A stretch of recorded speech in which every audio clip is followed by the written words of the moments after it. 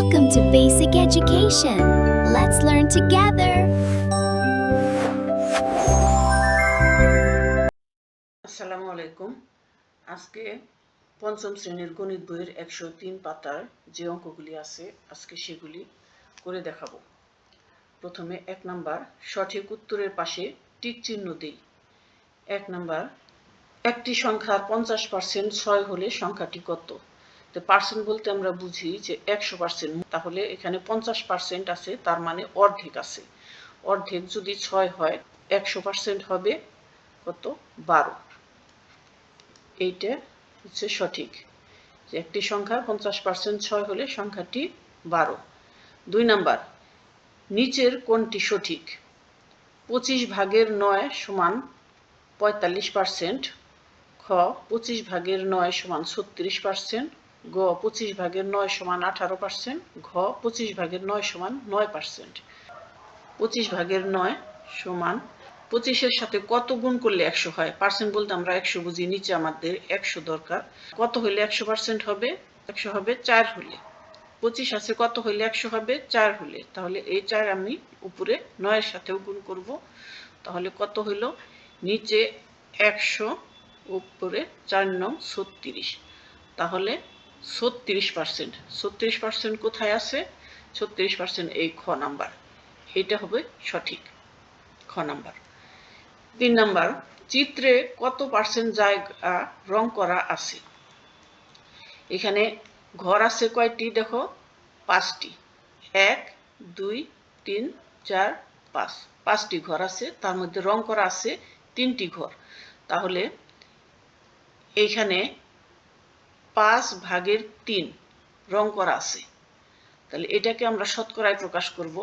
আমার শতকরায় প্রকাশ করতে হলে আমার নিচে 100 দরকার। 5-এর সাথে কত গুণ করলে 100 হবে? 20 গুণ করলে 100 হবে। এই 20 আমি উপরে 3-এর সাথেও গুণ করব।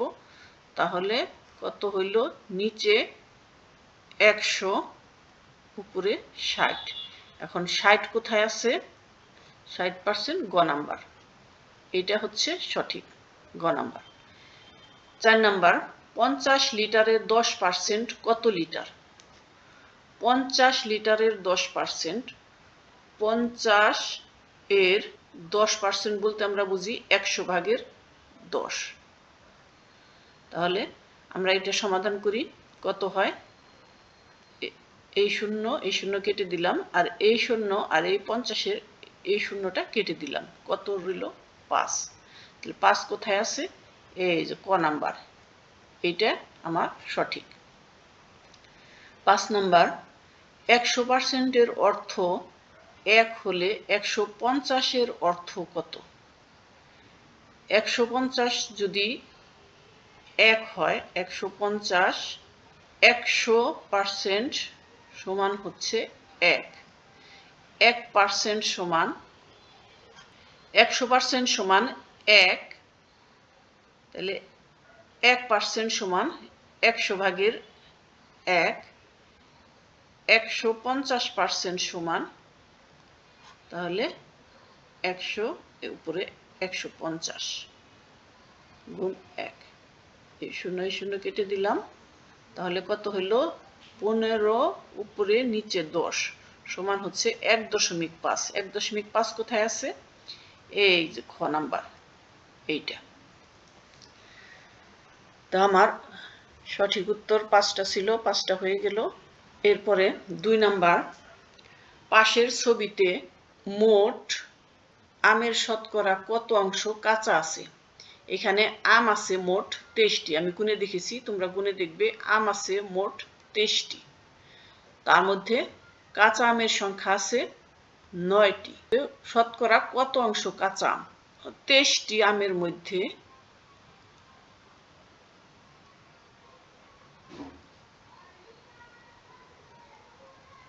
কাঁচা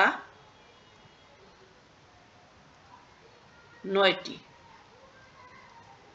সুতরাং একটি আমের মধ্যে কাঁচা 23/9টি। সুতরাং 100টি আমের মধ্যে 23 9 গুণ 100, তাহলে গুণ করে দেই 900, নিচে 23, আমরা 900 কে 23 দ্বারা ভাগ করব, এইখানে আমি ভাগ করি 900, এটা যদি 3 বার যায়, 3 তেশে, 3 তিরিক্ষে 9, 3 দুগুণে 6, 69, 1, এখানে হচ্ছে 2, এটা কেটে নিয়ে আসলাম, 0 হলো 210, যায় এবার 9 বার, 3 নং 27, হাতে রইল 2, 9 দুগুণে 18 আর 2 এ 20, রইল 3, তাহলে কত হইল? সমান 39 সমস্ত 23 ভাগের 3, তাহলে শতকরা 39 সমস্ত 23 ভাগের 3টি কাঁচা। এরপরে 3 নাম্বার, খালি ঘর পূরণ করি। 24 জন লোক 60 জন লোকের ড্যাশ পার্সেন্ট। 24 জন লোক 60 জন লোকের শতকরা 60 ভাগের 24 গুণ, শতকরা বলতে আমরা বুঝি 100। 24 জন লোক 60 জন লোকের শতকরা সমান, আমরা এভাবে লিখতে পারি 60 ভাগের 24, আর শতকরা বলতে আমরা বুঝি 100। এখন আমরা এটাকে সমাধান করি, এই শূন্য কেটে দিলাম, এখন ছোট হয়ে আসলো 4 6 24, তাহলে কত হলো? 40, 4 10 40, তাহলে আমরা এখানে লিখতে পারি 24 জন লোক 60 জন লোকের 40%। 650 টাকার 165% হলো ড্যাশ টাকা। 650 টাকার 165% বলতে আমরা কি বুঝি? 650 এর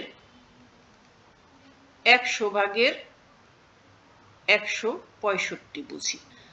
তাহলে এটাকে সমাধান করি, 100, এই শূন্য কেটে দিলাম, তাহলে কত রইল আমার? নিচে রইল 10, উপরে 165 সাথে 65 গুণ করলে কত হয় সেটা আমি উপরে লিখব। 5 5 25, হাতে রইল 2, 5 6 30, আর 2 32, হাতে রইল 3, 5 1 5, আর 3 8, 0, 5 6 30 এর 0, 6 6 36, আর 3 39, 6 1 6, আর 3 9, 5 2 8 আর 9 17, 7 10, তাহলে 10 7 2 5, এটা সমান আমরা কি লিখতে পারি? যেহেতু 10 দিয়ে ভাগ, আমরা এক ঘর বামে দশমিক দিব, এত, তাহলে কত হইল? 650 টাকার 165% হলো 1072.5 টাকা। গ নাম্বার, ড্যাশ টি লিচুর 56% সমান 42, তাহলে এটা আমরা খালি ঘর, ড্যাশ টি লিচু মানে খালি ঘর, গুণ 56%, এটা সমান 42টি, বা খালি ঘর গুণ 56% বলতে আমরা বুঝি 100 ভাগের 56 সমান 42, বা খালি ঘর সমান 42 ভাগ 100 ভাগের 56, বা আমরা মাঝখানে সমান চিহ্ন থাকলে বা লিখি, বাম পাশে খালি ঘর সমান 42 গুণ 100, উপরে গেল ভাগ গুণ হয়ে আসলে ডান পাশের সংখ্যাটা কে উল্টে দিতে হয়, 56। 14 দিয়ে ভাগ করা যায় একবারে, 4 14 56, 3 14 42। 4 দিয়ে 100-কে ভাগ করলাম, কত হইল? 25। সুতরাং খালি ঘর সমান কত? 3 25-এ 75। তাহলে এইখানে আমরা 75টি লিচুর 56%, লিচুর 56% হলো 42টি লিচু। 4 নম্বর অঙ্ক করব। এখান থেকে শুরু করি। কোনো একটি কারখানায় একদিন 90 জন শ্রমিকের 40% অনুপস্থিত থাকলো। ওই দিন কারখানায় উপস্থিত শ্রমিকের সংখ্যা কত? মোট শ্রমিক সংখ্যা কত? 90 জন। অনুপস্থিত কত? 40%। তার মানে 100 ভাগের 100 জনের মধ্যে অনুপস্থিত 40 জন। তাহলে 90 জনের মধ্যে অনুপস্থিত কত? এইভাবে লিখতে পারি, 100 জনের মধ্যে অনুপস্থিত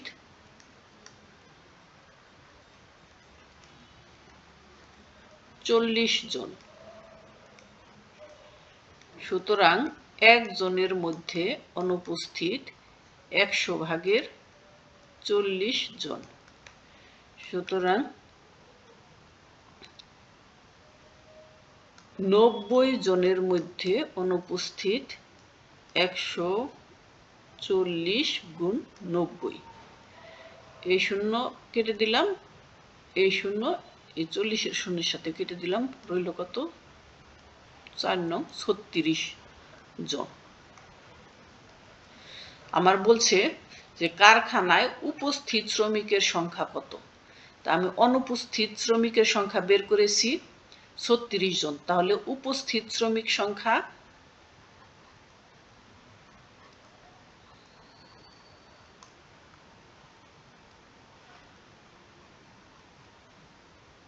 90, মোট শ্রমিক সংখ্যা 90, 90 থেকে 36 বিয়োগ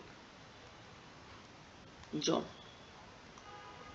সমান 54 জন। এই হলো আমার 103 পাতার মোট অঙ্ক।